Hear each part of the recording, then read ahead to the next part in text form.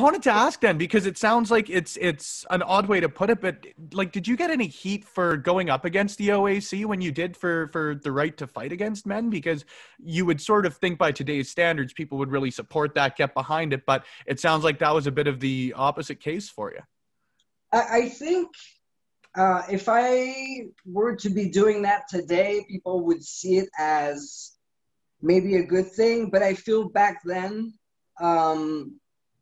like I was told often that, oh, you have balls because nobody else had, the balls to actually take on them because Yeah.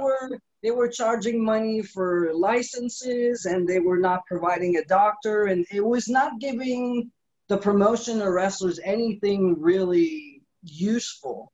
Hmm. Um, and it's not like when I was living in Pennsylvania, there was a commission, but there was a doctor on the premises if something would happen, and they would make sure you Hmm. get to the hospital. And there was like the commission was actually useful. Yeah. It was a way to protect the wrestlers, and you have to pay for the doctor and the license for the show. But wrestlers themselves in Pennsylvania don't need like a paper that.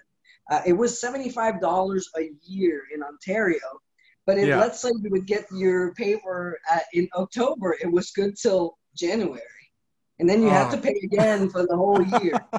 So I feel a lot of people, like a lot of guys, were happy that I did the work, but I think in a way it gave me the reputation that I was like, oh, she's going to create problem.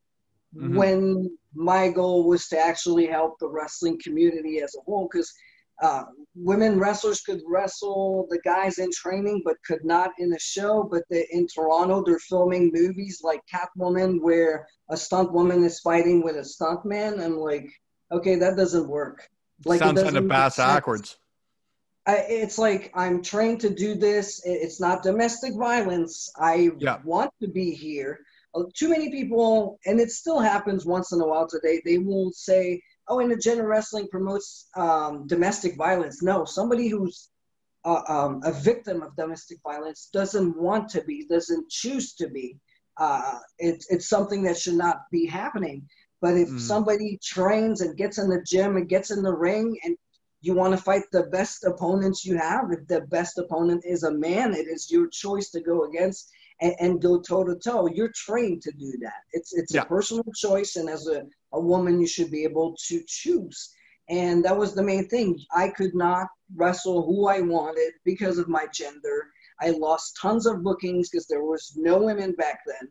So yeah, it took me 3 years and a half, almost 4 years to actually. My main thing was to remove the law that stated that men and women cannot be in the ring. But when the whole I don't know, the committee or the court or whatever started to look into it, they're like, nah, and everything, like the wrestling as a whole was removed from the commission. I was going to say, there's way more useless stuff in here than we thought. Yeah. We're paying for that. Like, yeah.